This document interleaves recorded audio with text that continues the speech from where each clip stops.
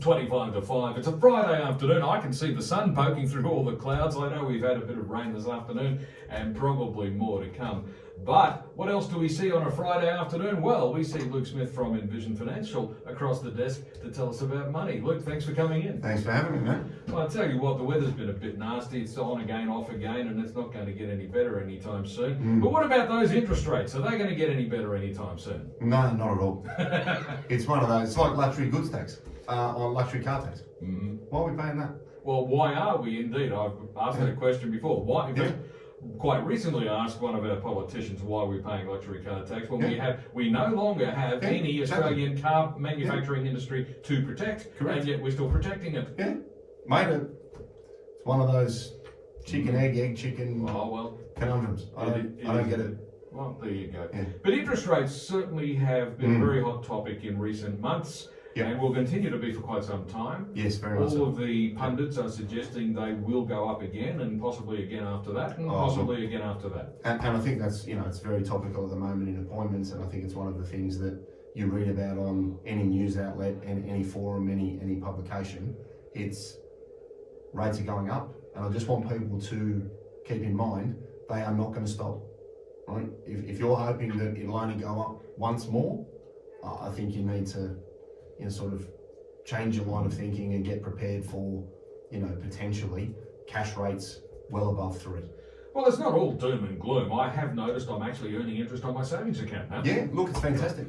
And, we touched last week on the benefits for retirees and investors that now we're starting to get rewarded for committing money towards term deposits, 6 months, 12 months. I think in light of what we've just said with interest rates rising pretty much guaranteed through to maybe, let's say, Christmas or March, short term, if you're buying term deposits, short term, 6 months, I wouldn't be looking anywhere past that because there's no point buying 12 months if you know that rates are going to go up in the short term. So if you're buying the term deposits, we're getting rewarded, that's great. It's part of your defensive portfolio. You beauty, because for 10 years we've been really sort of punished or penalised. But people need to keep in mind that whatever their mortgage is now, you could very easily see 0.5% or 0.75% in the next 6 months. Yeah.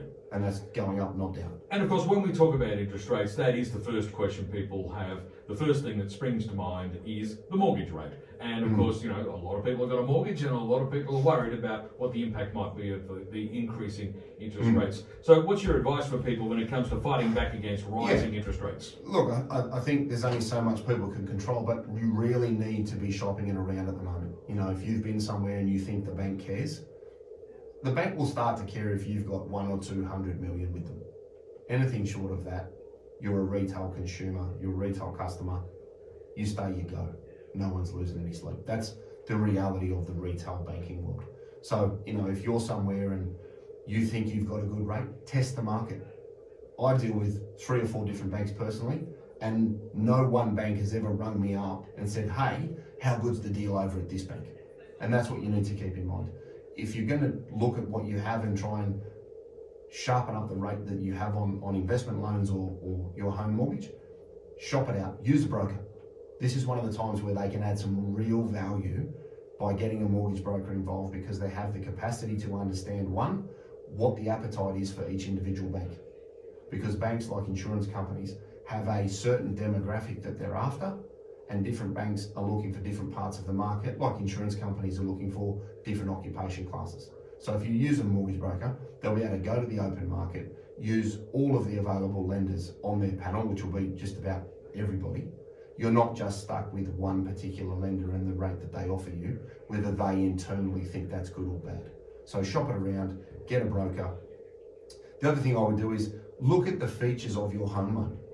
If you've got an all the bells and whistles loan with offset accounts and this and that card and this, that and the other, and you can simplify the structure of your loan and lower the interest rate available, that could be a very, very good way of bringing down your payment. Another option that you have is to try and look at the security that you have in that loan. So if you have a standalone property and you have significant equity in another asset, you may want to cross-securitize that particular asset and reduce your loan to value ratio, which is your total debt divided into the market value of your assets. Because at certain thresholds, be it 60, 50, 40%, you may be able to sharpen up the interest rate by having a mortgage broker offer more security for the asset that you have at the moment. So that could be another way of reducing the interest rate that you incur and therefore lowering the payments that you have to make. On the investment side, consider moving from a principal interest loan to an interest only loan. You know, at the moment with rising interest rates, it's the cash flow cost of keeping that loan serviced. So moving from principal interest to interest only, potentially with an offset account, is a great way of reducing the minimum amount that you need to pay whilst having access to your money through an offset account. So you can still save in. A lot of people hear the word interest only and they start sweating and panicking and saying, oh, but I want to pay it off. And you can with an offset account. If you owe $100,000 and the interest rate is 5%, they're going to want $5,000 a year. If you've got $50,000 sitting in that offset account, they will only work out that 5% interest on the amount that you owe, not the initial total borrowing. So using an offset account and having an interest only loan on the investment side could be a really good way for you to free up some cash flow on that particular asset where you have principal and interest loans on your family home or something that may not be tax deductible. So it's about understanding the structure of your debt, making sure that you have the right loan structure for the individual assets that you maintain. Okay, there's a lot to consider there, isn't there? And of course, you don't necessarily have to stay with your current bank, do you? You can No, not at all. You can also shift to another bank, and apparently there are some opportunities there because apparently some institutions are offering a bit of an enticement. Yeah, look, depending on the lender, you know, they might throw you $2,000, $3,000, $4,000 to refinance a loan to them. So if you've got 3 different assets with 3 different loans and you move from one bank to another, you could pick up $6,000, $7,000, $8,000, $9,000, $10,000 that they'll give you just for moving. And again, that's why you look to try and get a broker involved, because 1, they will do the legwork for you. 2, they know what's available in the open market. And 3, they know exactly how the bank is looking at you from their side of the fence. Because there's nothing more frustrating than when somebody goes into their current lender, gets promised the world, fills out 1,000,000 forms, and then they go, oh, but we can only do X. If they'd gone somewhere else right out of the bat or out of the gates, you could have potentially got a better outcome and made sure that you've got some future proofing with those interest rates that are set to come. Now, we don't know what they're going to be, but it would be very, very realistic to accept that we will continue to see the RBA meet and we will continue to see the RBA push interest rates up to try and curb inflation and reduce spending, and all of the monetary targets that they're trying to hit at the moment are going to continue to fluctuate until we get to probably end of the first quarter next year, and hopefully we can then start to see things normalise and flatten out and then stay flat for a little while until we see the economy catch up and, you know, we try and reduce inflation like we're seeing in the US. All right, so once we've taken a look at all of the details about our mortgage arrangement and about our savings investment arrangements and so forth, are there other things we need to look at in the family budget to help deal with the increasing costs that are descending upon us? Yeah, look, exactly. So number 1, just take lettuce out of your diet. That's fine. You'll save a ton of money there every week. Like, looking at the size of me, I don't see lettuce very often, but you wouldn't believe that. But no, your discretionary spending is going to be key. So it's a case of looking at what do we have going out. And I find people come into the office, they sit down and they say, oh, we don't really budget. Do you know what you need to live on? Oh, not really. Do you know where your money goes? Not really. I don't at all. And PayWave and technology, they're like kryptonite to a budget or understanding where your money's going. If you really want to harness your cash flow, start buying things with cash. Take out an amount of money, live on that during the week, and have an emotional connection, which was normal life 15, 20 years ago. Yeah. Right? You say that to a younger generation now, and they just look at you like you've fallen off the side of the earth. Yeah, I remember getting the yellow envelope from the pay office stuffed full of crisp new banknotes. That's it. And they were paper notes because this was before the plastic currency. That's it. Well, you've got a few years on me, so but that's it, right? So you're now actually forcing yourself to decide: do I really need that? Because boop, boop, boop, boop, boop, you've got no idea where your money's going. You've got no idea what you're spending on. So look at your outgoings, look at your fixed costs, try and get a handle on what it is that you need to be able to, you know, get by and do the things you want to do. Because I always find there's a lot of discretionary waste because people just have no idea where their money is going.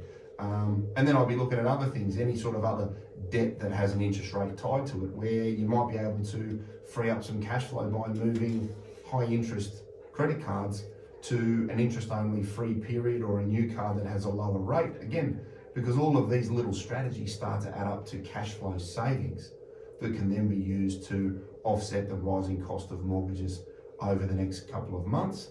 And if you're in a fixed rate, I would be saving with everything you humanly have on this earth, because if you're on a fixed rate from the end of 20, middle of 21, you're probably going to jump off 1.9, 1.8 and reset that at what could be early to mid fives.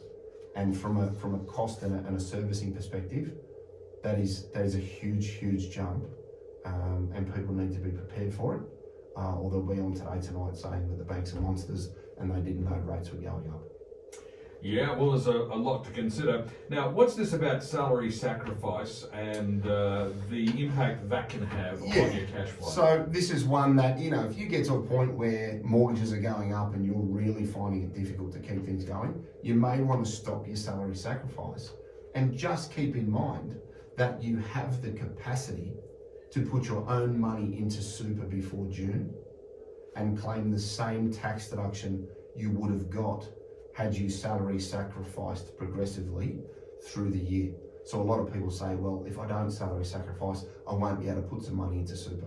That's not strictly true, because you can make a personal deductible contribution as long as you put your own money in before the 30th of June and you notify the fund through the use of what's called a notice of intent. That tells the super fund, hey, Mr. Super Fund, I put in $10,000. I want to claim $10,000. That would get you exactly the same tax outcome as if you'd salary sacrificed $1,000 for 10 months. But you would have greater control over your cash flow during the financial year to try and weather some of these interest rate increases that we've discussed. Okay, so while you might have been making use of the salary sacrifice provisions to boost your super and get that tax deduction, if you suspend that for now so that you can increase your cash flow, all is not lost. You can make up for it later on. Yeah, and I'm not saying stop to do this. I'm not picking one thing or the other. I'm just making people aware that a big misnomer that I see coming into the office is, well, if I don't salary sacrifice, I can't put money into super. Just want people to be aware that you can use your own money at the end of the year if you find that things are getting a little tight at the moment until you restructure your budget and find some savings to get back to normal fortnightly or monthly cash flow within your family or business unit. Absolutely, and of course the credit cards, they're a big one, aren't they? Because I'm not sure what the highest rates are on credit cards, but even before interest rates started going up, credit cards were still charging stupid amounts of interest, weren't they? Oh look, and I think if you had to throw a dart at your average interest rate on a credit card, you'd probably be talking mid 19s to maybe mid 22s, 23s. But I think if you found anything, again, like we said about the home loan, some credit cards will say, well, we won't charge you 19, we'll only charge you 12. And you don't have frequent flyer points and this point and that point and all of the other little plus features that you can find with cards. As we said earlier with home loans, just get a bare bones loan if that's going to get you a better rate, because at the moment, that may be all you need to keep going, and then you can review what you need in the future should you get a pay rise, change your spending, save a little bit more, whatever the cash flow outcome may be. Indeed. It's around about 11 minutes to 5 on 2CC. It's Canberra Live, and Luke Smith from Envision Financial is with me in the studio today. We're talking about how to combat rising interest rates on your mortgages. We'll be back with more in just a moment.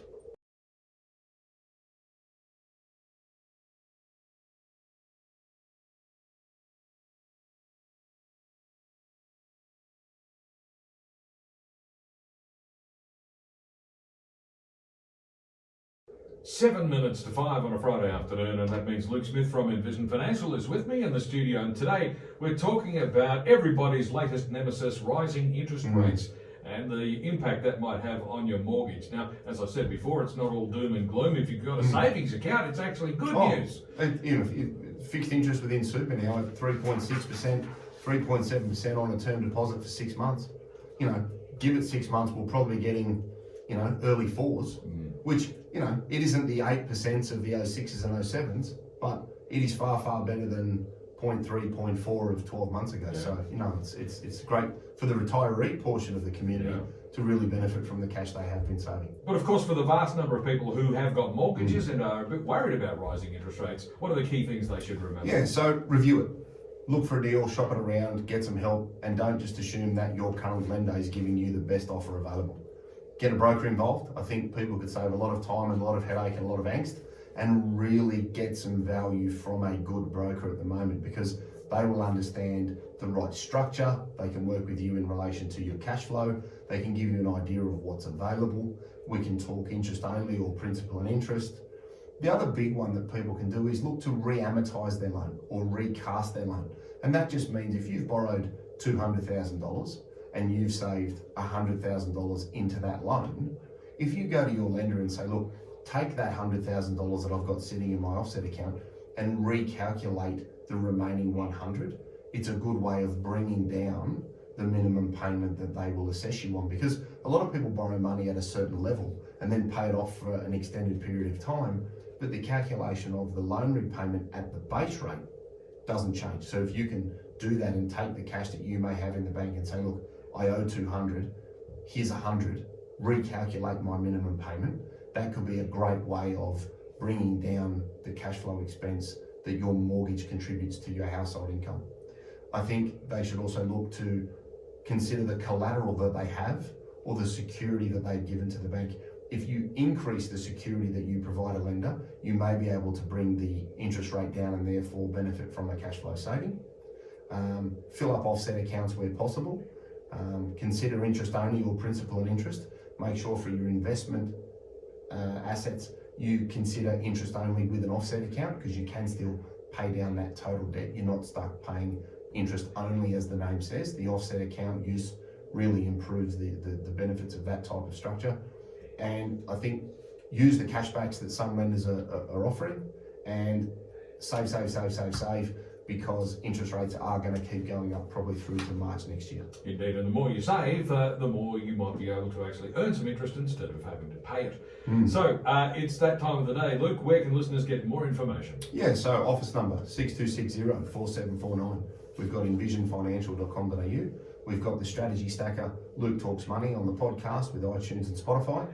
And we've got the YouTube channel, Envision Financial Canberra, where we've got all of the shows, all of the key takeouts, all of the information on the iPhone, on the couch, drink in hand, Friday afternoon.